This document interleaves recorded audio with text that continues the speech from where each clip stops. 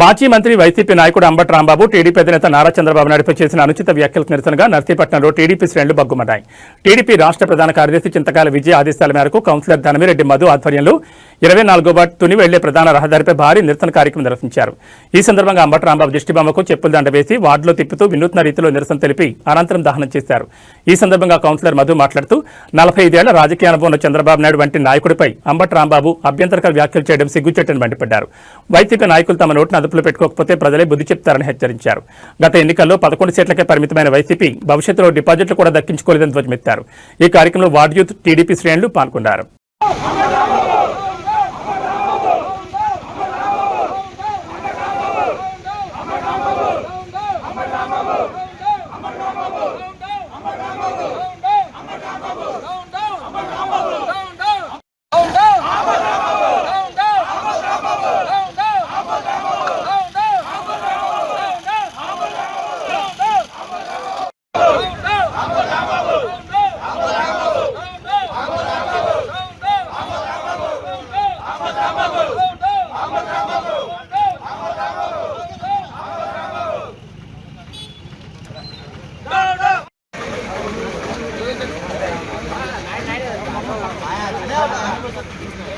అదే సెంటర్ పెట్టేసి రౌండ్ కట్టండి.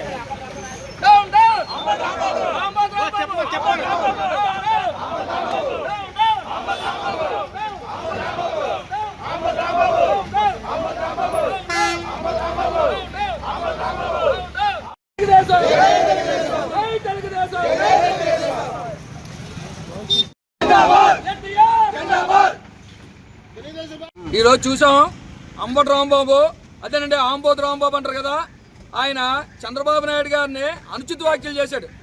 తప్పుడు పేలాపనలో పేలాడు, బూతు మాటలు. అవి మా నోటంటే తిరిగి మళ్ళీ ఆన్లైన్ మాటలు మాట్లాడి ఈరోజు తెలుగుదేశం పార్టీ అధినేత 45 సంవత్సరాల రాజకీయ అనుభవం ఉన్న వ్యక్తి, ఆంధ్రప్రదేశ్ రాష్ట్రాన్ని అభివృద్ధి పదంలో నడిపించే వ్యక్తిని ఈరోజు తప్పుడు మాటలు మాట్లాడాడు. దానికి నిరసనగా నర్సీపట్నం నియోజకవర్గం ప్రజలు అందరూ కలిపి ఈరోజు నిరసన తెలియజేస్తున్నాం.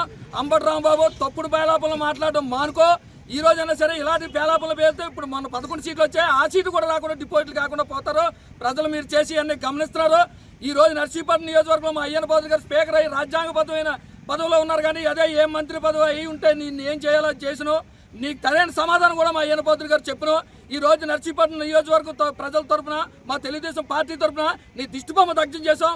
ఇదే తప్పుడు పేలాపలు ఇంకా పేలితే ప్రజలు, తెలుగుదేశం పార్టీ కార్యకర్తలు నిన్ను నాలుగు కోస్తే నిన్ను రోడ్డు మీద నిలబెడతారన్న విషయం మర్చిపోగానే ఈ సందర్భంగా తెలియజేస్తున్నాం.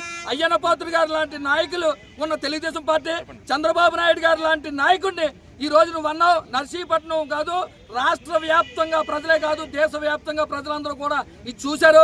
ఇంతకుముందు మా అప్పుడు పేలాపలు పేలినందుకే ప్రజలు మీకు తగ్గిన బుద్ధి చెప్పారు. నీకు మళ్ళీ తిరిగి ఇంకొక 20 సంవత్సరాల వరకు కూడా నీ పార్టీ దిక్కులేని పరిస్థితికి వచ్చే సందర్భం ఇది ఉంది. నీలాంటి వాళ్ళు, నీలాంటి రాజకీయ నాయకులు నీ పార్టీలో ఉన్నంత వరకు కూడా నీ 11 సీట్లు కాదు కదా, 2 సీట్లు కూడా రావని ఆ పార్టీకి, వైసీపీ పార్టీకి ఈ సందర్భంగా తెలియజేస్తున్నాం.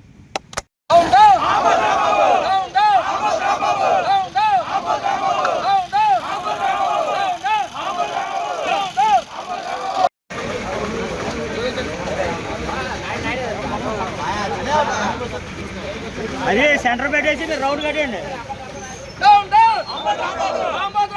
చెప్పండి.